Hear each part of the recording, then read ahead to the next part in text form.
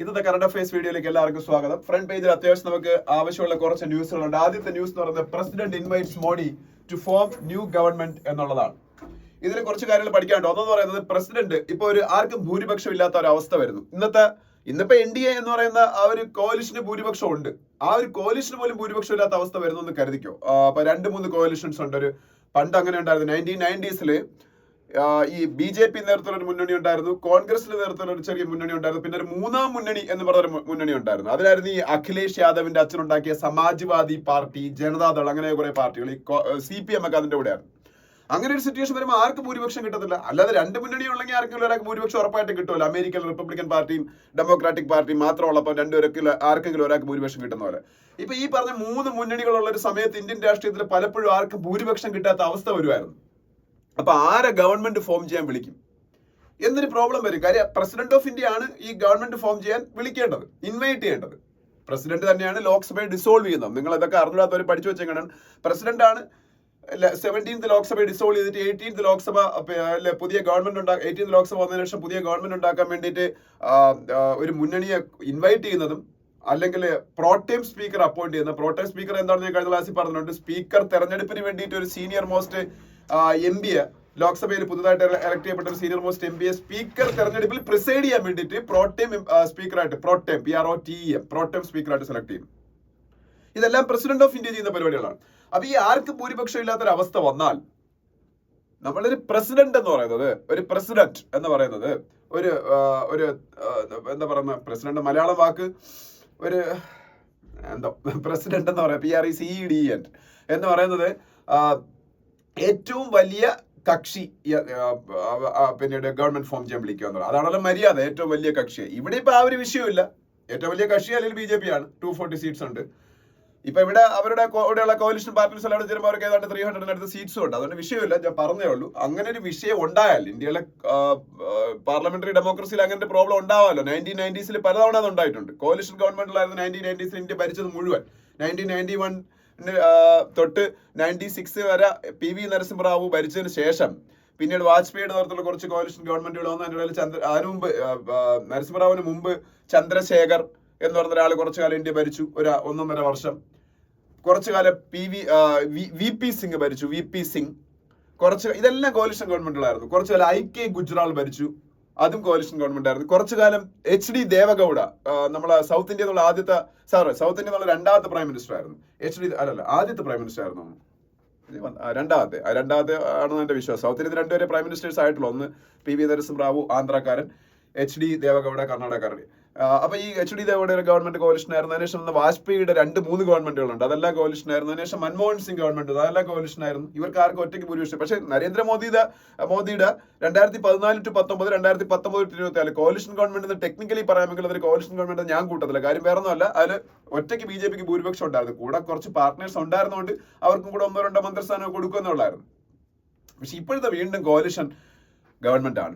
കോalition era has come back to India like 1990s എന്നാണ് പത്രങ്ങളൊക്കെ വിശേഷിപ്പിക്കുന്നത്. അപ്പൊ ഞാൻ പറഞ്ഞത്, പ്രസിഡന്റ് എപ്പോഴും ഇൻവൈറ്റ് ചെയ്യുന്നത് ഒന്നുകിൽ ലാർജസ്റ്റ് കോalition, അല്ലെങ്കിൽ ആർക്കും ഭൂരിപക്ഷം ഇല്ലാത്ത അവസ്ഥ വന്നാൽ ഏറ്റവും വലിയ പാർട്ടിയെ അവര് പിന്നെ കോalition ഉണ്ടാക്കിക്കൊള്ളണം. അങ്ങനെയാണ് അവർ പിന്നെ ഭൂരിപക്ഷം തെളിയിക്കണം. ഭൂരിപക്ഷം പാർലമെന്റിൽ തെളിയിക്കണം. തെളിയിച്ചില്ലേ ഒരു ഗവൺമെന്റ് താഴെ പോകും. ഓക്കെ. അപ്പൊ ഇന്ത്യയുടെ പ്രൈം മിനിസ്റ്റർ ആയിട്ട് Narendra Modi for the third consecutive time അധികാരമേൽക്കാൻ പോകുന്നു. ഇന്ത്യൻ ഹിസ്റ്ററിയിൽ ജവഹർലാൽ നെഹ്റുവിന് ശേഷം ആദ്യമായിട്ടാണ് ഒരു പ്രൈം മിനിസ്റ്റർ 3 തവണ തുടർച്ചയായിട്ട് അധികാരത്തിൽ വരുന്നത്. അത് ഞാൻ നിങ്ങൾക്ക് മുമ്പ് പറഞ്ഞിട്ടുള്ളതാണ്. അപ്പം അതിന്റെ സ്വിയറിംഗ് ഇൻ സെറമണി അല്ലെങ്കിൽ oath taking ceremony will be conducted on June 9th, day after tomorrow, Monday. ഇന്ന് 7 8 8 നാളെ സൺഡേ. അപ്പോൾ നാളെയാണ് അദ്ദേഹത്തിന്റെ ഓത്ത് ടേക്കിംഗ് സെറമണി. അതിൽ വേൾഡ് ലീഡേഴ്സ് ഒക്കെ വരുന്നുണ്ട്. അത് ഞാൻ അടുത്ത പേജിൽ അതിനെ കുറിച്ചുണ്ട്, അപ്പൊ പറയാം. ഓക്കെ. അപ്പൊ ആരാണ് ഇന്ത്യൻ പ്രൈം മിനിസ്റ്ററിന് സത്യപ്രതിജ്ഞാ വാചകം ചൊല്ലിക്കൊടുക്കുന്നത്? ഓത്ത് ടേക്കിംഗ് ചെയ്യുന്ന സമയത്ത് ആരാണ് ഓത്ത് ചൊല്ലിക്കൊടുക്കുന്നത്? പ്രസിഡന്റ് ഓഫ് ഇന്ത്യ ആണ്. അതും അറിയാമല്ലോ. ഇന്ത്യയുടെ പ്രൈം മിനിസ്റ്റർ മാത്രമല്ല, മിനിസ്റ്റേഴ്സിനും അവർ തന്നെയാണ്. ഇപ്പൊ ദ്രൗപദി മുർമു ആണ് അല്ലെ. അടുത്ത RBI keeps repo rate unchanged, raises GDP forecast to 7.2%. Again an important news. This should be discussed in detail. That's why I'm telling you, this is അൻ ഇമ്പോർട്ടന്റ് ന്യൂസ് എന്ന് പറയുന്നത്. കഴിഞ്ഞ കുറച്ച് ദിവസമായിട്ട് ഹിന്ദുവിന്റെ ഫ്രണ്ട് പേജിൽ ഒരു ഇമ്പോർട്ടന്റ് ന്യൂസ് അങ്ങനെ കാണുള്ളൂ. ഇന്നിപ്പോ രണ്ടുണ്ട്, ചിലപ്പോൾ താഴോട്ട് വേറെ കാണും. അങ്ങനെയാണെങ്കിൽ അത് നമുക്ക് നോക്കാം. RBI keeps repo rate unchanged. ഞാൻ ഇന്നലെ നിങ്ങളുടെ അടുത്ത് വീഡിയോ ഡിസ്കസ് ചെയ്ത സമയത്ത് ആ വീഡിയോ കണ്ടവർക്ക് അറിയാമായിരിക്കും. മോണിറ്ററി പോളിസി എന്ന് പറയുന്നതാണ് റിസർവ് ബാങ്ക് ഓഫ് ഇന്ത്യയുടെ ഏറ്റവും പ്രധാനപ്പെട്ട ഫംഗ്ഷൻസിൽ ഒന്ന്. RBIക്ക് many functions are there for RBI. The first and foremost is to issue currency notes of India, because RBI is the central bank of India. So their prime responsibility to issue currency notes of India, and also they are the regulator of banks, non-banking financial companies, MFI, microfinance institutions, payment banks, small finance bank, peer-to-peer lending, everything. ഇന്ത്യയിലെ എക്കണോമിയായിട്ട് ബന്ധപ്പെട്ട പ്രധാനപ്പെട്ട പല ഇൻസ്റ്റിറ്റ്യൂഷൻസിനെ regulate ചെയ്യുന്നത്. പൊതുവെ എല്ലാവരും ബാങ്കിനെ regulate ചെയ്യുന്ന RBI എന്നാണ് പഠിച്ചു വെച്ചിരിക്കുന്നത്. ബാങ്കിന് മാത്രമല്ല, മുത്തൂറ്റിനെ റെഗുലേറ്റ് ചെയ്യുന്ന RBI ആണ്. Muthoot means NBFC, non banking financial companies. പിന്നെ ചെറിയ ചെറിയ മൈക്രോ ഫിനാൻസ് ഇൻസ്റ്റിറ്റ്യൂഷൻസ് ഇന്ത്യയിലുണ്ട്.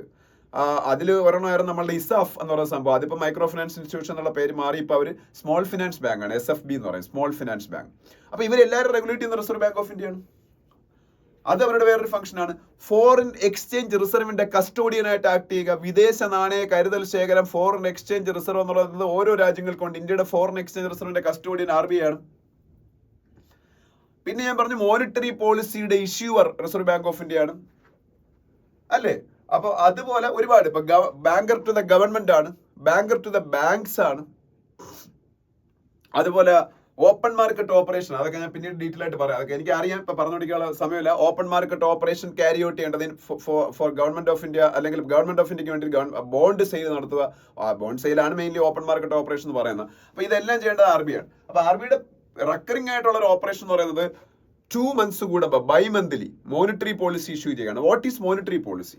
മോണിറ്ററി പോളിസി എന്താണെന്നൊരു സിമ്പിൾ സെന്റൻസിൽ പറയുകയാണെന്നുണ്ടെങ്കിൽ അതത്ര ഞാൻ പറയുന്നുള്ളൂ. അപ്പം നമ്മളുടെ ഇക്കോണമിയിലെ പ്രസന്റ് സിറ്റുവേഷൻ നോക്കും, നമ്മളുടെ GDP ഗ്രോത്ത് റേറ്റ് എങ്ങനെയാണെന്ന് നോക്കാം, നല്ല രീതിയിൽ പോവുകയാണോ. അപ്പൊ വളർച്ച ഒരു കാര്യം, നമ്മളുടെ സാമ്പത്തിക വളർച്ച. രണ്ടാമത്തെ കാര്യം നമ്മളുടെ ഇൻഫ്ലേഷൻ ആണ് ഏറ്റവും prime consideration in monetary policy. Because growth കുറഞ്ഞിരിക്കുകയും ഇൻഫ്ലേഷൻ കൂടിയിരിക്കുകയും ചെയ്യണമെന്നുണ്ടെങ്കിൽ ഇൻഫ്ലേഷൻ കുറയ്ക്കാനേ RBI നോക്കും, അല്ല ഗ്രോത്ത് കൂട്ടാനല്ല നോക്കുന്നത്. Because inflation is directly affecting the lives of poor people of India. So RBI will directly apply repo rates provisions to reduce inflation, because their prime consideration is to reduce the inflation. ഞാൻ നേരത്തെ പറഞ്ഞു, അത് poor പീപ്പിളിന്റെ bread and butter issue ആണ്. Inflation കൂടിയാൽ അത് അവരെ ബാധിക്കും. സോ എപ്പോഴും first consideration will be inflation, second consideration will be growth. If inflation is under control, then definitely RBI will go for the growth improvement, GDP growth improvement. Okay, അങ്ങനെയാണ്. അതുകൊണ്ടാണ് എപ്പോഴും ഈ പറഞ്ഞ മോണിറ്ററി പോളിസി വരുമ്പോൾ അവർ അതിന്റെ monetary പോളിസിയുടെ base ആയിട്ട് CPI എടുക്കുന്ന കൺസ്യൂമർ പ്രൈസ് ഇൻഡെക്സ്. ഞാൻ ഇന്നലെ അതിനെ കുറിച്ച് പറഞ്ഞിരുന്ന വീഡിയോ കണ്ടാൽ മതി. 2 തരത്തിലുള്ള ഇൻഫ്ലേഷൻ ഉണ്ട്, wholesale inflation and retail inflation. Wholesale inflation calculate ചെയ്യുന്ന WPI ഹോൾസെയിൽ പ്രൈസ് ഇൻഡെക്സ് വെച്ച്, കൺസ്യൂമർ പ്രൈസ് ഇൻഡെക്സ് വെച്ചാൽ ആണ് റീറ്റെയിൽ ഇൻഫ്ലേഷൻ കാൽക്കുലേറ്റ് ചെയ്യുന്ന. RBIയുടെ മോണിറ്ററി പോളിസിയുടെ ബേസ് എന്ന് പറയുന്ന കൺസ്യൂമർ പ്രൈസ് ഇൻഡെക്സ് ആണെന്ന് ഞാൻ പറഞ്ഞിട്ടുണ്ട്. കാരണം retail inflation is directly affecting us. അതുകൊണ്ടാണ് if you are going to a vegetable shop and buying 100 vegetables for 100 rupees, you will get a certain amount of vegetables. After some days, if you again go to that vegetable shop and again giving that shop owner 100 rupees and buying vegetables, you are getting lesser quantity of vegetables. Why? It is because of price rise of that vegetable. Then definitely there is inflation. That inflation is known as retail inflation. നമ്മളുടെ essential കൊമോഡിറ്റീസിന്റെ പ്രൈസിൽ ഉണ്ടാകുന്ന എൻഹാൻസ്മെന്റിനെയാണ് retail inflation എന്ന് പറയുന്നത്. അത് നമ്മളെ directly നമ്മളെ affect ചെയ്യും. അപ്പൊ അതാണ് കോമൺ മാൻ അഫക്ട് ചെയ്യുന്ന ഇൻഫ്ലേഷൻ. സോ അതിനാണ് പ്രൈം കൺസിഡറേഷൻ കൊടുക്കേണ്ടത്. പക്ഷേ ഹോൾസെയിൽ ഇൻഫ്ലേഷൻ അതല്ല, നമ്മളെ ഡയറക്ട്ലി അഫക്ട് ചെയ്യത്തില്ല. അത് റോ മെറ്റീരിയൽസ്, അതായത് ഇൻപുട്ട് കോസ്റ്റിൽ ഉണ്ടാവുന്ന ഇൻഫ്ലേഷൻ ആണ്. ഇൻപുട്ട് കോസ്റ്റ് മീൻസ് ഇപ്പൊ ടാറ്റ ഒരു പ്രൊഡക്ഷൻ നടത്തുന്നു, ടാറ്റയ്ക്ക് കുറെ റോ മെറ്റീരിയൽ മറ്റു സാധനങ്ങളൊക്കെ വേണം. അവിടെയാണ് അപ്പൊ അവരുടെ ഇൻപുട്ട് കോസ്റ്റ് എന്ന് പറയുന്ന സ്ഥലത്ത് ഉണ്ടാവുന്ന ഇൻഫ്ലേഷൻ ആണ് ഹോൾസെയിൽ ഇൻഫ്ലേഷൻ. അത് ഡയറക്ട്ലി നമ്മളെ ബാധിക്കണമെന്നില്ല. അവർ ചിലപ്പോൾ അതങ്ങ് അബ്സോർബ് ചെയ്യും, അവർ ഡയറക്ട്ലി കൺസ്യൂമേഴ്സിലേക്ക് അത് പാസ് ചെയ്താലേ നമ്മളെ ബാധിക്കുള്ളൂ. അതുകൊണ്ട് തന്നെ ഹോൾസെയിൽ ഇൻഫ്ലേഷൻ നമ്മുടെ മോണിറ്ററി പോളിസിയിൽ ബേസ് ആക്കുന്നത്. Retail inflation consumer price index ആണ് എപ്പോഴും ബേസ് ആക്കുന്നത്. ഇപ്പം റീറ്റെയിൽ ഇൻഫ്ലേഷൻ അത്യാവശ്യം അണ്ടർ കൺട്രോൾ ആണ്. കാര്യം 6% താഴെ ആയിരുന്നാൽ മതി. റിസർവ് ബാങ്ക് ഓഫ് ഇന്ത്യയും ഗവൺമെന്റ് ഓഫ് ഇന്ത്യയും തമ്മിലുള്ള മെമ്മോറണ്ടം ഓഫ് അണ്ടർസ്റ്റാൻഡിംഗ് വെച്ച് 4 ± 2 നിന്നാൽ മതി ഇൻഫ്ലേഷൻ. ഏതാണ്? Consumer price index inflation. അതായത് 4 + 2 ആകുമ്പോൾ 6% വരെ ആവാം, 4 - 2 ആകുമ്പോൾ 2% വരെ താഴെ. പക്ഷെ ഇപ്പൊ 4.83 ആണ് പെർസെന്റേജ്. അപ്പൊ it is within control. But still RBI is giving more importance to inflation control. അതിന്റെ കാരണം എന്താണെന്ന് വെച്ചാൽ ഞാൻ ആദ്യം ഇന്നലെ പറഞ്ഞു 4.83% എന്ന് പറയുമ്പോഴും അത് വിത്തിൻ കൺട്രോൾ ആണ്, ശരിയാണ്. പക്ഷെ അതിൽ ഈ ഇൻഫ്ലേഷൻ ഉണ്ടാവുന്ന mainly fuel inflation, food inflation, അങ്ങനെയൊക്കെയുള്ള ഓരോരോ, അതുപോലെ ഇമ്പോർട്ടഡ് ഇൻഫ്ലേഷൻ നമ്മൾ വെളിയിൽ നിന്ന് സാധനങ്ങൾ ഇങ്ങോട്ട് ഇമ്പോർട്ട് ചെയ്യുമ്പോൾ അവിടുത്തെ വില കൂടുതലാണെങ്കിൽ നമ്മൾ ഇങ്ങോട്ട് കൊണ്ടുവരും, നമ്മൾ മേടിക്കുമ്പോഴും വില കൂടുതലല്ല, അപ്പം അതിനാണ് ഇമ്പോർട്ട്. അങ്ങനെ കുറേ ടൈപ്പ് ഓഫ് ഇൻഫ്ലേഷൻസ് ഉണ്ട്. അതിൽ ഫുഡ് ഇൻഫ്ലേഷൻ ഇപ്പോൾ അത്യാവശ്യം നല്ല കൂടുതലാണ്. അതായത് വെജിറ്റബിൾസിന്റെ പ്രൈസസിൽ, പൾസസിന്റെ പ്രൈസസിൽ, അങ്ങനെയൊക്കെയുള്ള സംഭവങ്ങളുടെ പ്രൈസസിൽ ഉണ്ടാകുന്ന ഇൻഫ്ലേഷൻ എന്ന് പറയുക, കോഴ്സ് ഗ്രൈൻസിന്റെ പ്രൈസസിൽ ഉണ്ടാകുന്ന ഇൻഫ്ലേഷൻ, ഇതെല്ലാം അത്യാവശ്യം കൂടുതലാണ്. അപ്പം നമ്മളുടെ ഒരു വെജിറ്റബിൾ മീൽ, ഒരു താലി ഉണ്ടാക്കണമെന്നുണ്ടെങ്കിൽ നമുക്ക് മുമ്പ് ആവുന്നേക്കാളും പ്രൈസ് ഇപ്പോൾ ആവും. അപ്പം കോമൺ മാനിന് അത് അഫോർഡബിൾ ആയിരിക്കുമല്ലോ. അവരെ ഡയറക്ട്ലി ബാധിക്കുന്ന ഇൻഫ്ലേഷൻ ആസ് എ ഹോളിനെക്കാളും ഫുഡ് ഇൻഫ്ലേഷൻ അവരെ കൂടുതൽ ബാധിക്കുന്നു. അപ്പോൾ ഫുഡ് ഇൻഫ്ലേഷൻ കൂടിയിരിക്കുന്നതുകൊണ്ടാണ് Reserve Bank of India repo rate സെയിമിൽ തന്നെ നിലനിർത്തുക. റിപ്പോ റേറ്റ് എന്ന് പറഞ്ഞാൽ എന്താണെന്ന് വെച്ചാൽ അറിഞ്ഞിടാത്തവർക്ക് വേണ്ടി പറയാണ്, ഇതൊക്കെ എല്ലാവർക്കും അറിയാമെന്നായിരിക്കും. റിപ്പോ റേറ്റ് ഞാൻ പറഞ്ഞു RBI banker to the banks ആണെന്ന് പറഞ്ഞു, ബാങ്കുകളുടെ ബാങ്കറാണെന്ന് പറഞ്ഞു. ഈ ബാങ്കുകളുടെ ബാങ്കറാണെങ്കിൽ സ്വാഭാവികമായിട്ടും നമ്മളുടെ ബാങ്കർ നമുക്ക് വായ്പ തരും, ലോൺ തരും. നമുക്ക് പൈസ ഉള്ളപ്പോൾ നമ്മൾ അവിടെ കൊണ്ടുപോയി ഡെപ്പോസിറ്റ് ചെയ്യും. ഇതുപോലെ RBI ബാങ്കുകളുടെ ബാങ്കർ ആയതുകൊണ്ട് ബാങ്കുകൾക്ക് ലോൺ കൊടുക്കുകയും ബാങ്കുകളുടെ കയ്യിൽ എക്സസ് മണിയുള്ള സമയത്ത് അവരിന്ന് ഡെപ്പോസിറ്റ് സ്വീകരിക്കുകയും ചെയ്യും. ലോൺ കൊടുക്കുമ്പോൾ സ്വാഭാവികമായിട്ട് നമ്മൾ ബാങ്കിൽ നിന്ന് ലോൺ എടുക്കുമ്പോഴത്തേക്ക് അങ്ങോട്ട് ഇൻട്രസ്റ്റ് കൊടുക്കണ്ടേ, അതുപോലെ RBI നിന്ന് ലോൺ എടുക്കുമ്പോഴത്തേക്ക് RBIക്ക് അങ്ങോട്ട് ഇൻട്രസ്റ്റ് കൊടുക്കണം. അപ്പൊ ബാങ്കുകൾ RBIയുടെ കയ്യിൽ നിന്ന് ഷോർട്ട് ടൈം ലോൺസ് എടുക്കുമ്പോൾ അതിന് ഈടാക്കുന്ന ഇൻട്രസ്റ്റ് റേറ്റ് ആണ് റിപ്പോ റേറ്റ് എന്ന് പറയുന്നത്. അതിപ്പോ 6.5% ആണ്. ഏതാണ്ട് 2 വർഷമായിട്ട് ഇതാണ്, അവർ മാറ്റിയിട്ടില്ല. അതുകൊണ്ടാണ് നമുക്ക് ബാങ്കിൽ കൊണ്ട് FD ഇടുമ്പോൾ ഇപ്പൊ കൂടുതൽ ഇൻട്രസ്റ്റ് കിട്ടുന്നത്. ഇതിപ്പോ കുറഞ്ഞൊരു 4% ആണെങ്കിൽ ബാങ്കുകളുടെ ഇൻട്രസ്റ്റ് റേറ്റും കുറയും. അപ്പൊ നമുക്ക് FD ഇട്ടാലും വലിയ ഇൻട്രസ്റ്റ് കിട്ടത്തില്ല. അതേസമയത്ത് ലോൺ എടുക്കുന്നവർക്ക് കുറഞ്ഞ ഇൻട്രസ്റ്റ് ലോൺ കിട്ടും. അതാണ് ഗുണം. ഓക്കെ, അപ്പോൾ ഇപ്പോൾ റിപ്പോ റേറ്റ് 6.5%, അതായത് RBI റേറ്റ്സ് ഒന്നും ചേഞ്ച് ചെയ്തില്ല.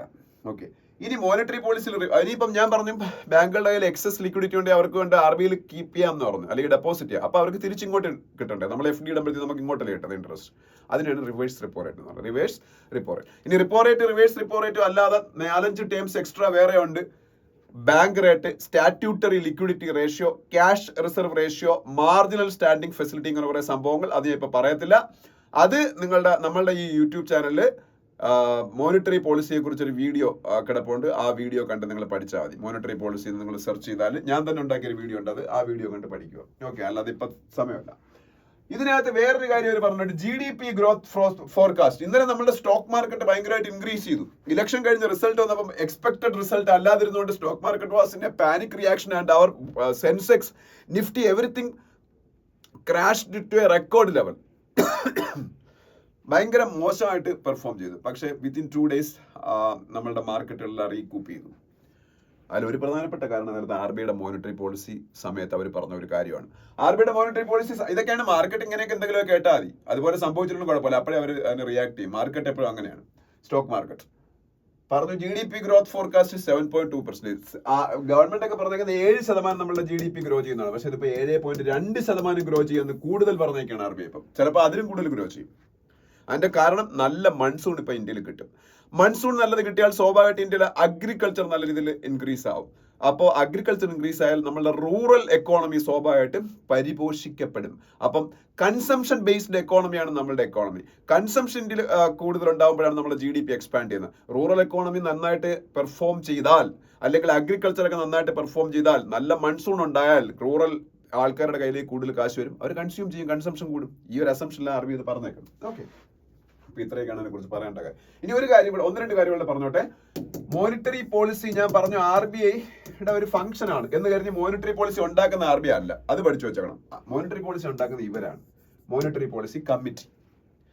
It was not like that up to 2016. It was a sole prerogative of Reserve Bank of India to formulate monetary policy and to release monetary policy in front of media. അത് RBIയുടെ മാത്രം function ആയിരുന്നു. പക്ഷേ RBI act 1934 banking regulation act 1949 ഒക്കെ കുറച്ച് amendments കൊണ്ടുവന്നുകൊണ്ട് Reserve Bank of Government of India ഈ monetary policy making എന്ന് പറയുന്നത് RBIയുടെ മാത്രം ഫംഗ്ഷൻ ഒന്ന് മാറ്റിയിട്ട് RBIയും ഗവൺമെന്റും ചേർന്നുള്ള പരിപാടിയാക്കി മാറ്റി. ഇപ്പൊ MPC ആണ് ഉണ്ടാക്കുന്ന monetary policy. MPC means monetary policy committee. MPC will have 6 members. Out of them, 3 will be from RBI and 3 will be appointed by Government of India. അങ്ങനെയാണ് ഇപ്പൊ അങ്ങനെയാണ് എന്റെ composition. And chairman of MPC will always be chairman RBI governor. RBI governor ആയിരിക്കും chairman. ഇപ്പൊ അത് ശക്തികാന്ത ദാസാണ്.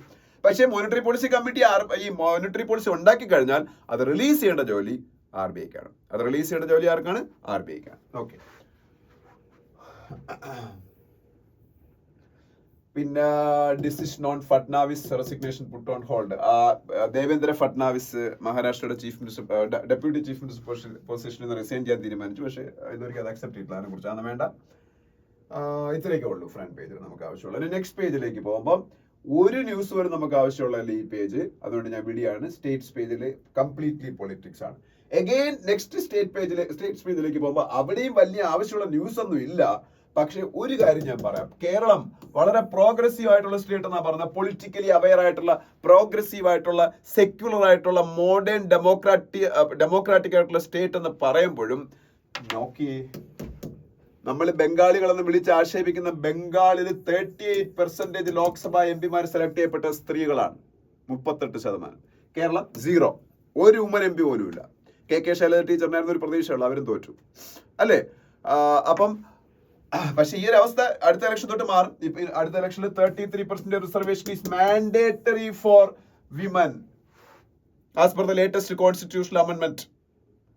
എല്ലാ ലോക്സഭയിലും എല്ലാ സ്റ്റേറ്റ് ലെജിസ്ലേറ്റീവ് അസംബ്ലിയിലും 33% റിസർവേഷൻ ആണ് സ്ത്രീകൾക്ക് കൊടുക്കാൻ പോകുന്നത്. അപ്പൊ ആ റിസർവേഷൻ വരുമ്പോൾ രക്ഷപ്പെടും. അതുവരെ നമ്മളുടെ അവസ്ഥ ഇതാണ്. അപ്പോ ഈ പേജ് അതുപോലെ തന്നെ ഒന്നും പറയല്ല. ഇവിടെ ഒന്നും കംപ്ലീറ്റ്ലി നമുക്ക് ആവശ്യമില്ലാത്ത കാര്യങ്ങളാണ്.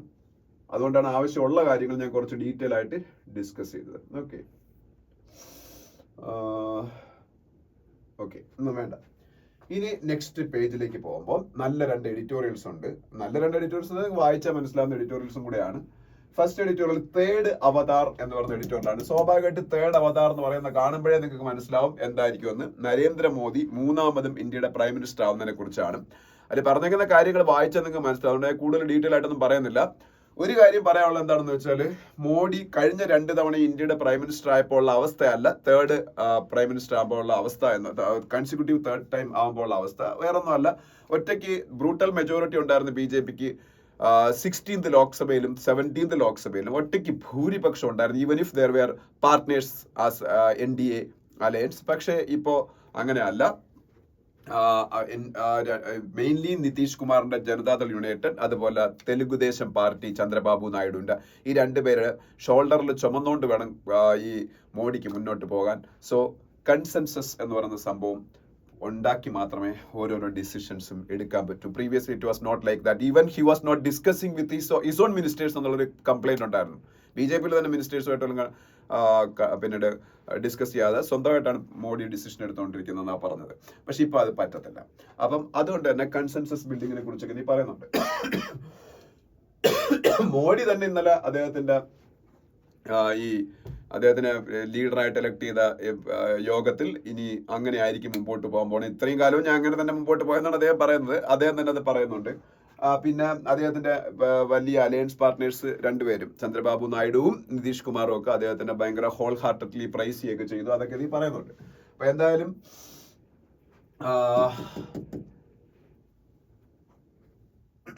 അതൊക്കെയാണ് നീ പറഞ്ഞത്, അല്ല വേറെ ഇതിലൊന്നും പറയല്ല. പിന്നെ ഇത് പറയുന്ന ഒരു കാര്യം, ഈ കോalition പാർട്ട്നേഴ്സിനെ മാത്രം വിശ്വാസത്തിൽ എടുത്തുകൊണ്ട് അവരുടെ അടുത്ത് മാത്രം സംസാരിച്ച് കൺസെൻസസിൽ പോകുന്നേക്കാളും അപ്പുറം നമ്മളുടെ ഒപ്പോസിഷനും ഇപ്പം ലോക്സഭയിൽ സ്ട്രോങ് ആണ്. ഒപ്പോസിഷൻ MP-മാരുടെ എണ്ണം കൂടി. അപ്പൊ അവരുടെ അടുത്ത് കൂടെ പറ്റുന്ന കാര്യങ്ങളിലെല്ലാം ഡിസ്കസ് ചെയ്ത് സഭയെ കൂടെ ബോധ്യപ്പെടുത്തിക്കൊണ്ട് ഡിസിഷൻസ് എടുത്ത്, സഭയെ കൂടെ എന്ന് വെച്ചാൽ ലോക്സഭയും രാജ്യസഭയും കൂടെ ബോധ്യപ്പെടുത്തിക്കൊണ്ട് ഡിസിഷൻസ് എടുത്ത് മുമ്പോട്ട് പോയാൽ it will be more good for India and Indian democracy എന്നുള്ള രീതിയിലാണ് ഫസ്റ്റ് എഡിറ്റോറിയൽ എന്ന് പറയുന്നത്. ഈസിലി വായിച്ചാൽ എല്ലാവർക്കും മനസ്സിലാവും. അതുകൊണ്ട് വായിച്ചു നോക്കുക. ഈ രണ്ടാമത് ചേഞ്ച് ആൻഡ് കണ്ടിന്യൂറ്റി എന്ന് പറഞ്ഞ എഡിറ്റോറിയൽ. ഇത് നിങ്ങൾക്ക് അറിയാവുന്ന ഒരു രാജ്യത്തെ പ്രസിഡൻഷ്യൽ ഇലക്ഷനെ കുറിച്ചാണ്. നിങ്ങൾക്ക് എല്ലാവർക്കും അറിയാം മെക്സിക്കോ നമ്മളൊക്കെ അറിയാത്തവർ വഴി ഈ ഇടയ്ക്ക് ഒരു മലയാള സിനിമയിലൊക്കെ മെക്സിക്കോ ബോർഡർ വഴി അമേരിക്കയിലേക്ക് ആൾക്കാർ ക്രോസ് ചെയ്ത് പോകുന്നതിൻ്റെയൊക്കെ കഥയൊക്കെ ഉള്ള ഈ ഇടയ്ക്കല്ല 4-5 വർഷം മുമ്പ് ഒരു സിനിമയൊക്കെ ഇറങ്ങിയെന്ന് നിങ്ങൾക്ക് അറിയാം. അപ്പം മെക്സിക്കോ ഇല്ലീഗലായിട്ട് അമേരിക്കയിലേക്ക് ക്രോസ് ചെയ്യാൻ വേണ്ടി ആൾക്കാർ ഉപയോഗിക്കുന്ന ഒരു ഏരിയയും കൂടെയാണ്, ഒരു രാജ്യമാണ്. ആ രാജ്യത്തിന്റെ ബോർഡർ വഴി അമേരിക്കയുടെ ബോർഡറുള്ള രാജ്യമാണ്. മെക്സിക്കോയുടെ ക്യാപിറ്റൽ മെക്സിക്കോ സിറ്റിയാണ്. പഠിച്ചു വെച്ചാൽ മെക്സിക്കോയുടെ ക്യാപിറ്റൽ ഏതാണ്? Mexico city. മെക്സിക്കോയുടെ കറൻസി ഏതാണ്? പെസോ. അർജന്റീനയുടെ കറൻസി പെസോ ആണ്. പെസോ കറൻസി ആയിട്ടുള്ള കുറെ രാജ്യങ്ങളുണ്ട്. അതിൽ മെക്സിക്കോയുടെ കറൻസി പെസോ ആണ്. PSO. മെക്സിക്കോയിൽ ഇപ്പൊ പ്രസിഡൻഷ്യൽ ഇലക്ഷൻ കഴിഞ്ഞു. ഞാൻ പറഞ്ഞു 2024 is the year of elections. ഒരുപാട് രാജ്യങ്ങളിൽ ഇപ്പൊ റീസെന്റ് 3 രാജ്യങ്ങളിൽ ഇലക്ഷന്റെ റിസൾട്ട് വന്നു. ആഫ്രിക്കയില്, ഇന്ത്യയില്, മെക്സിക്കോയില്. ഇതിൽ ആഫ്രിക്കയിൽ അവിടെ റൂളിംഗ് പാർട്ടിയാണ് അവിടെയും അധികാരം എത്തി വരാൻ പോകുന്നത്, ANC ആഫ്രിക്കൻ നാഷണൽ കോൺഗ്രസ്. പക്ഷെ അവിടെയും ഒരു പ്രശ്നം വന്നു, ഭൂരിപക്ഷം കിട്ടിയില്ല. അപ്പൊ അവർക്ക് അവിടെ കോalition ഉണ്ടാക്കേണ്ടി വരും. ഇന്ത്യയിലും അത് തന്നെ സംഭവിച്ചു. റൂളിംഗ് പാർട്ടി BJP തന്നെ തിരിച്ച് വീണ്ടും അധികാരത്തിൽ വരുന്നു. പക്ഷേ they have no clear mandate in favor of them, so they have to depend on their allies for government formation. ഇത് തന്നെയാണ് ആഫ്രിക്കയിൽ സംഭവിച്ചത്. പക്ഷേ മെക്സിക്കോയിൽ അങ്ങനെ അല്ല സംഭവിച്ചത്. മെക്സിക്കോയിൽ കൂടുതൽ ഭൂരിപക്ഷം അവിടുത്തെ റൂളിംഗ് പാർട്ടിക്ക് കിട്ടി. അവിടെ റൂൾ ചെയ്തുകൊണ്ടിരുന്നത്, അങ്ങനെ പേരൊന്നും ഇനി പഠിക്കേണ്ട, president Andres Manuel Lopez Obrador ആയിരുന്നു. Manuel Lopez Obrador. പക്ഷേ അങ്ങേരിപ്പം അധികാരത്തിൽ മാറിക്കൊടുത്തു. അങ്ങേരുടെ തന്നെ പാർട്ടി വീണ്ടും അധികാരത്തിൽ വരിക. പാർട്ടിയുടെ പേര് മൊറേന എന്നാണ്. അന്ന് പഠിച്ചിട്ടും കുഴപ്പമില്ല, മൊറേന എന്ന് പറഞ്ഞ പാർട്ടി. ഈ പാർട്ടിനെ വീണ്ടും അധികാരത്തിൽ വന്നു. എന്നിട്ട് അങ്ങനെ ഒരു നേതാവിനെ വളർത്തിക്കൊണ്ടുവന്നു. ആ നേതാവ് മെക്സിക്കോ സിറ്റി എന്ന് പറഞ്ഞ മെക്സിക്കോയുടെ ക്യാപിറ്റലിന്റെ മേയർ ആയിരുന്നു. അവരൊരു ക്ലൈമറ്റ് ആക്ടിവിസ്റ്റുമാണ്. ക്ലൈമറ്റ്, നമ്മളുടെ പരിസ്ഥിതി പ്രവർത്തകർ. അപ്പൊ മെക്സിക്കോയുടെ ഫസ്റ്റ് വുമൻ പ്രസിഡന്റായി ആൻഡ്രസ് മാനുവൽ ലോപ്പസ് ഒബ്രഡോറിന്റെ നോമിനി ആയ ഹാൻഡ് പിക്ഡ് കാൻഡിഡേറ്റ് ആയ അവരുടെ പേര് ക്ലൗഡിയ ഷെൻഗോ എന്നുകൊണ്ടാണെന്ന് തോന്നുന്നു. ഒരു സെക്കൻഡ്, ഇവിടെ ഉണ്ട്.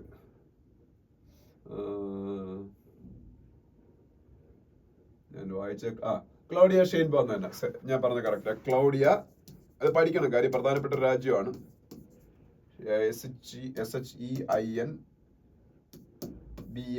പ്രധാനപ്പെട്ട രാജ്യമായിട്ട് തന്നെ അവിടുത്തെ പ്രസിഡന്റ് പഠിച്ചു വെച്ചാൽ ക്ലൗഡിയ ഷെയിൻബോം. കഴിഞ്ഞ പ്രസിഡന്റിനെ കാലം പഠിക്കാൻ കുറച്ചുകൂടെ എളുപ്പമാണ്. കഴിഞ്ഞ president Andres Manuel Lopez Obrador എന്നൊക്കെ പഠിക്കണമായിരുന്നു. ഇപ്പോ ക്ലൗഡിയ ഷെയിൻബോം എന്ന് പഠിച്ചാൽ മതി. അപ്പോൾ അതൊരു first woman president of Mexico ആണ്. പിന്നെ ഈ മൊറേന എന്ന് പറഞ്ഞ പാർട്ടിയുടെ പ്രത്യേകത ലെഫ്റ്റിസ്റ്റ് പാർട്ടിയാണ്. അമേരിക്കയുടെ മൂക്കിന്റെ മുമ്പിരിക്കുന്ന രാജ്യമാണ് മെക്സിക്കോ. അപ്പൊ സ്വാഭാവികമായിട്ട് അമേരിക്കയിൽ അമേരിക്കക്കാർക്ക് കമ്മ്യൂണിസ്റ്റ് ഇഷ്ടമല്ല. അവർ ഏറ്റവും വെറുക്കുന്ന ഒരു ആശയമാണ് കമ്മ്യൂണിസം. അമേരിക്കയിൽ ബാൻഡാണ്. കമ്മ്യൂണിസ്റ്റ് പാർട്ടി റെഡ് ഫ്ലാഗ് ഒന്നും പോലും അവിടെ പിടിക്കാൻ പറ്റൂല. അപ്പൊ അതുകൊണ്ട് അവരെ അതിർത്തിയിലുള്ള മെക്സിക്കോയില് ഒരു കമ്മ്യൂണിസ്റ്റ് ഗവൺമെന്റ് വരാൻ അവരൊരിക്കലും അധികാരത്തിൽ വരാൻ ഇഷ്ടപ്പെടത്തില്ല. പക്ഷെ ഇത് കമ്മ്യൂണിസ്റ്റ് ഗവൺമെന്റ് എന്ന് പറഞ്ഞാൽ ലെഫ്റ്റിസ്റ്റ് ലീഡറാണ്. ഇടതുപക്ഷ ചിന്താഗതി എന്ന് പറഞ്ഞാൽ അത് കമ്മ്യൂണിസം ആയിക്കൊള്ളണമെന്നില്ല. അപ്പം ഇടതുപക്ഷ ചിന്താഗതിയുള്ള ലീഡറാണ്. അപ്പം അങ്ങേരെ പാർട്ടി മൊറേന അവിടെ എപ്പോഴും റൈറ്റിസ്റ്റ് പാർട്ടികൾ, അമേരിക്കയെ ഫേവർ ചെയ്യുന്ന പാർട്ടികൾ അവിടെ ഇരുന്നിട്ടുള്ളത്. ഇപ്പൊ പക്ഷേ ഇങ്ങനെ ലെഫ്റ്റിസ്റ്റ് ആണ്. പക്ഷെ അയാൾ കുറെ വെൽഫെയർ പോളിസീസ് ഒക്കെ അവിടെ നടപ്പാക്കി, ഒരുപാട് വെൽഫെയർ മെഷേഴ്സ് ഒക്കെ അവിടെ നടപ്പാക്കി, ആൾക്കാരുടെ പിന്തുണ നേടിയെടുത്തു. പക്ഷെ അപ്പോഴും അവിടെ ഭയങ്കര ഗ്യാങ് വയലൻസ്. അത് പൊതുവെ അമേരിക്കൻ കോണ്ടിനെന്റിലും സൗത്ത് അമേരിക്കൻ രാജ്യങ്ങളിലൊക്കെ ഉള്ള പ്രോബ്ലമാണ് ഈ ഗ്യാങ് വയലൻസ്, ഡ്രഗ് ട്രാഫിക്കിംഗ്. ഇതൊക്കെ ഭയങ്കര, ഈ മയക്കുമരുന്നൊക്കെ ഉണ്ടല്ലോ കൊളംബിയയിലൊക്കെ, അത് ഭയങ്കര വിഷയമാണ്. അതിന്റെ കുറെ വിഷയങ്ങളുണ്ട്. അതൊന്നും ഇതൊരിക്കലും പ്രോപ്പർലി സോൾവ് ചെയ്യാൻ അവർക്ക് കഴിഞ്ഞിട്ടില്ല, ഈ പറഞ്ഞ ആൻഡ്രസ് മാനുവൽ ലോപ്പസ് ഒബ്രഡോർ. പക്ഷെ അവിടുത്തെ എക്കണോമി കുറച്ച് ബെറ്റർ ആക്കാൻ കഴിഞ്ഞിട്ടുണ്ട്. അതിന്റെ അടിസ്ഥാനത്തിലാണ് വീണ്ടും അധികാരം അവരെ കിട്ടുന്നത്. പക്ഷെ സ്റ്റിൽ ആ ഗ്യാങ് വയലൻസ്, അതുപോലെ ഡ്രഗ് ട്രാഫിക്കിംഗ് പോലുള്ള പ്രോബ്ലംസ് സോൾവ് ചെയ്യാൻ കഴിഞ്ഞില്ലെങ്കിൽ പ്രശ്നമാണ്. അതിനെ കുറിച്ചൊക്കെയാണ് എഡിറ്റോറിയൽ പറയാം.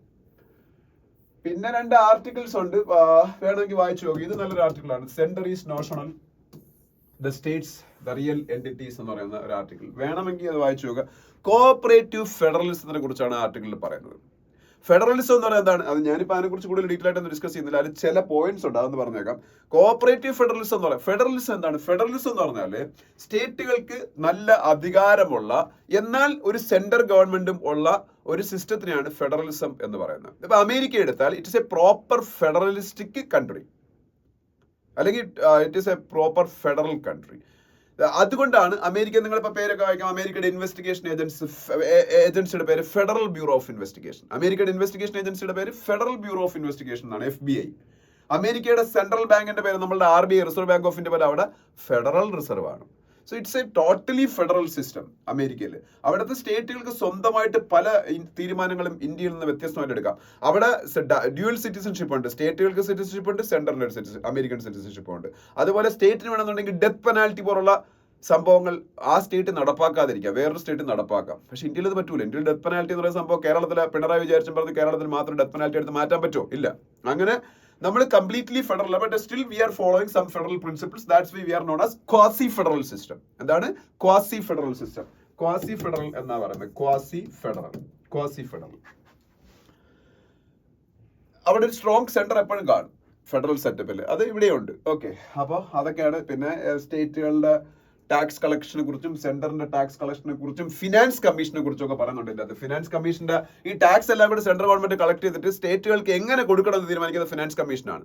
ഇപ്പൊ പറഞ്ഞിരിക്കുന്ന സെൻട്രൽ ഗവൺമെന്റ് ടോട്ടൽ ടാക്സ് കളക്ഷന്റെ 41% സ്റ്റേറ്റ് കൊടുക്കണമെന്നാണ് കഴിഞ്ഞ finance commission 15th finance commission recommend ചെയ്ത്. 15th 14th കണ്ടാണ് റെക്കമെൻഡ് ചെയ്ത്. അതനുസരിച്ച് പൊക്കോണ്ടിരിക്കുന്നത് 59% സെൻട്രൽ എടുക്കും, ബാക്കി 40% സ്റ്റേറ്റ് കൊടുക്കും. അതിൽ തന്നെ ഓരോ സ്റ്റേറ്റൊക്കെ ഓരോ രീതിയിലാണ് കൊടുക്കുന്നത്. ഇപ്പൊ കേരളത്തിന് കിട്ടുന്നേക്കാളും കൂടുതലായിരിക്കും പൂർ സ്റ്റേറ്റ്. കേരള ഒരു പൂർ സ്റ്റേറ്റ് അല്ല, ഇപ്പോൾ പ്രോഗ്രസീവ് ആയിട്ടുള്ള അഡ്വാൻസ്ഡ് ആയിട്ടുള്ള സ്റ്റേറ്റ് ആണ്. അപ്പം ഈ 41% കൂട്ടണം, സ്റ്റേറ്റ് കൂടുതൽ കൊടുക്കണം എന്നൊക്കെ പറയുന്നുണ്ട്. അപ്പൊ എന്തായാലും ഇപ്പം ഇരിക്കുന്ന ഫിനാൻസ് കമ്മീഷൻ 16th ഫിനാൻസ് കമ്മീഷനാണ്, പഠിച്ചു വെച്ചേക്കണം. അതിന്റെ ചീഫ് ഫിനാൻസ് കമ്മീഷന്റെ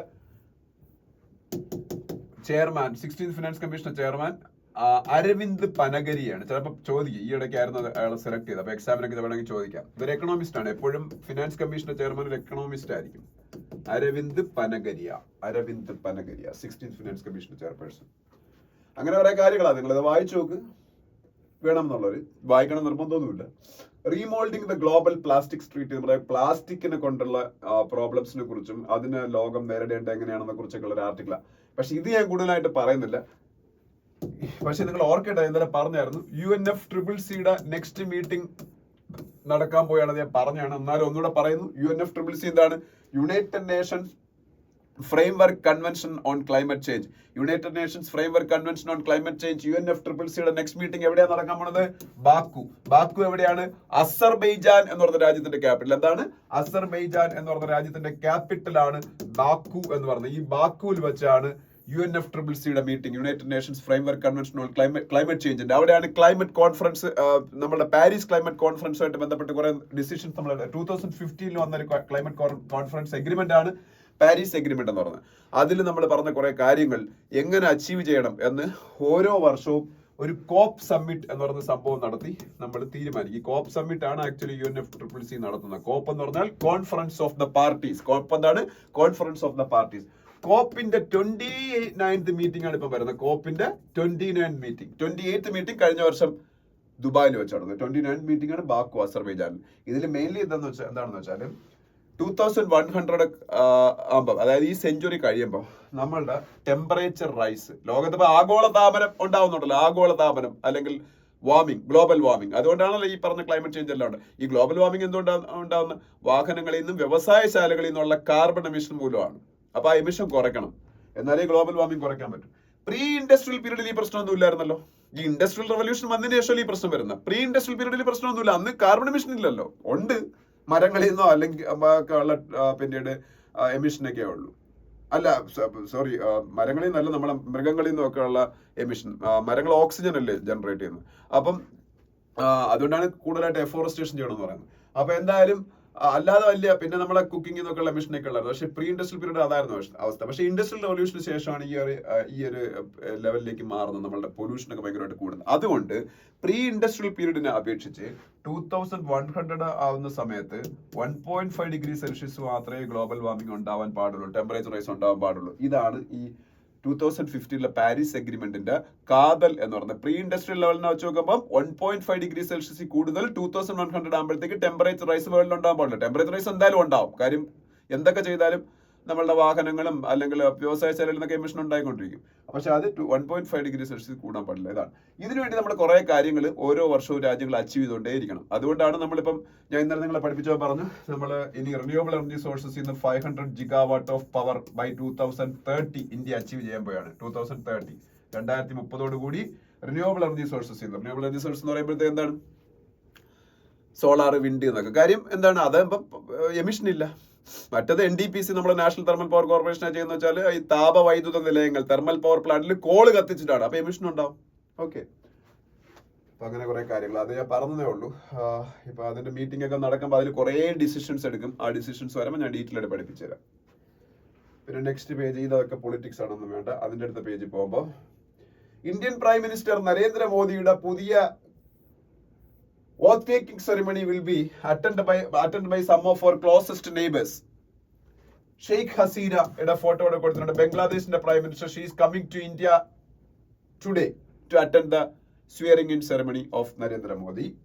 Then നേപ്പാളിന്റെ പ്രൈം മിനിസ്റ്റർ വരുന്നുണ്ട്. നേപ്പാളിന്റെ പ്രൈം മിനിസ്റ്റർ പുഷ്പ കമൽ ദഹൽ എന്നാണ്. നേപ്പാളിന്റെ പ്രൈം മിനിസ്റ്റർ പേരെന്താണ്? പുഷ്പ കമൽ ദഹൽ, DAHAL. പിന്നെ ശ്രീലങ്കയുടെ പ്രസിഡന്റ് വരുന്നുണ്ട്, റാനിൽ വിക്രമസിംഗെ. ശ്രീലങ്കയുടെ പ്രസിഡന്റ് ആരാണ്? റാനിൽ വിക്രമസിംഗെ. പിന്നെ മൗറീഷ്യസിന്റെ പ്രൈം മിനിസ്റ്റർ വരുന്നുണ്ട്. മൗറീഷ്യസിന്റെ പ്രൈം മിനിസ്റ്ററിന്റെ പേര് പ്രവിന്ദ് ജുഗ്നൌത്ത്. ഈ പേര് നിങ്ങൾ കേട്ടിട്ടില്ലായിരിക്കും, അതുകൊണ്ട് എവിടെ എഴുതിയിടാം. മൗറീഷ്യസിന്റെ പ്രൈം മിനിസ്റ്ററിന്റെ പേര് പ്രവിന്ദ്, PRAVIND, പ്രവിന്ദ് ജുഗ്നൌത്ത് എന്നാണ്, ജുഗ്നൌത്ത്. അതുപോലെ ഇന്ത്യയായിട്ട് ഉടക്കി നിന്ന് മാൽദീവ്സിന്റെ പ്രസിഡന്റ് വരുന്നുണ്ട്, മുഹമ്മദ് മൊയ്സു. മുഹമ്മദ് ഇന്ത്യയായിട്ട് ഇടയ്ക്ക് വെച്ച് കുറച്ച് ഉടക്കിലായിരുന്നു അയാള്, പക്ഷെ ഇപ്പം വലിയ പ്രശ്നമില്ല. മുഹമ്മദ് മൊയ്സു. അങ്ങനെ കുറെ പേര് വരുന്നുണ്ട്. ബാക്കി ആരൊക്കെയാണ് വരുന്നത് നമുക്കിപ്പം അറിയാലോ നാളെ. 6-7 രാജ്യങ്ങൾ. നെയ്ബർഹുഡ് ഫസ്റ്റ് പോളിസിയാണ് ഇന്ത്യയുടെ പ്രധാനപ്പെട്ട ഡിപ്ലോമാറ്റിക് പോളിസി എന്ന് പറയുന്നത്. അതായത് അയൽ രാജ്യങ്ങൾക്ക് ഫസ്റ്റ് പ്രിഫറൻസ്. ഭൂട്ടാന്റെ പ്രൈം മിനിസ്റ്റർ വരുന്നുണ്ട്. ഭൂട്ടാന്റെ പ്രൈം മിനിസ്റ്റർ പേര്, അതും ഇന്ത്യയുടെ അതിർത്തി രാജ്യമാണ്. ഭൂട്ടാന്റെ പ്രൈം മിനിസ്റ്റർ വരുന്നതാണ് ലോട്ടെ ഷെറിംഗ് എന്നാണ്.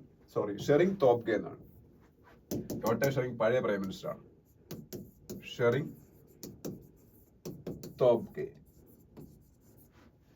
അപ്പൊ ഇവരെല്ലാം ഇത് നെയ്ബർഹുഡ് ഫസ്റ്റ് പോളിസി എന്ന് പറഞ്ഞാൽ അതിർത്തിയിലുള്ള രാജ്യങ്ങൾക്ക് അല്ലെങ്കിൽ ഇന്ത്യയുടെ നെയ്ബർഹുഡിലുള്ള രാജ്യങ്ങൾക്ക് മാക്സിമം പ്രാധാന്യം. അതാണ് നെയ്ബർഹുഡ് ഫസ്റ്റ് പോളിസി.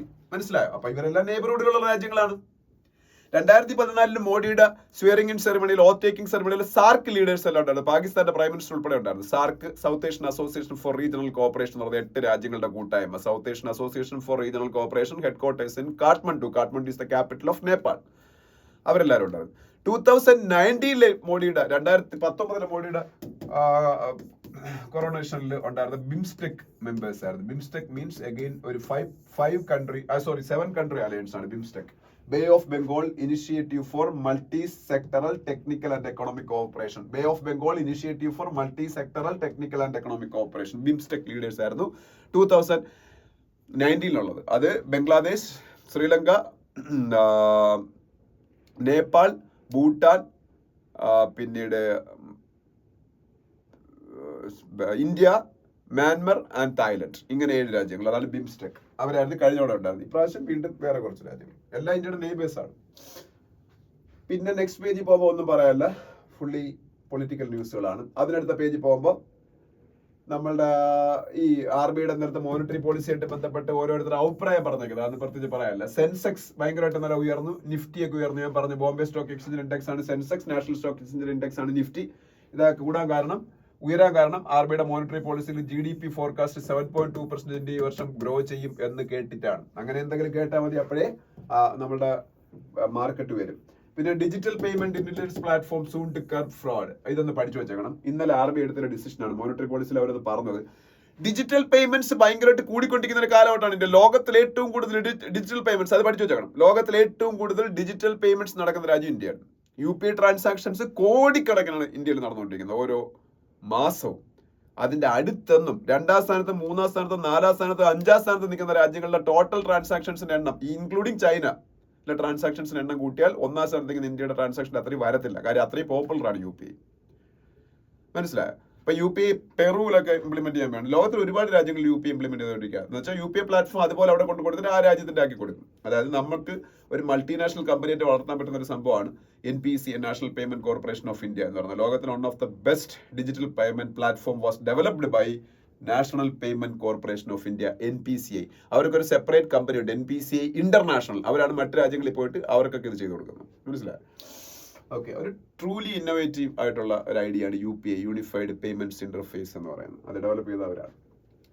അപ്പൊ ഈ ഡിജിറ്റൽ പേയ്മെന്റ് കൂടുമ്പോൾ സ്വാഭാവിക ഡിജിറ്റൽ ഫ്രോഡ്സും കൂടും. ഈ ഡിജിറ്റൽ ഫ്രോഡ്സിന് കർബ് ചെയ്യാൻ വേണ്ടി RBI ഒരു പ്ലാറ്റ്ഫോം കൊണ്ടുവരികയാണ്, ഡിജിറ്റൽ പേയ്മെന്റ്സ് ഇന്റലിജൻസ് പ്ലാറ്റ്ഫോം എന്ന് പറയും.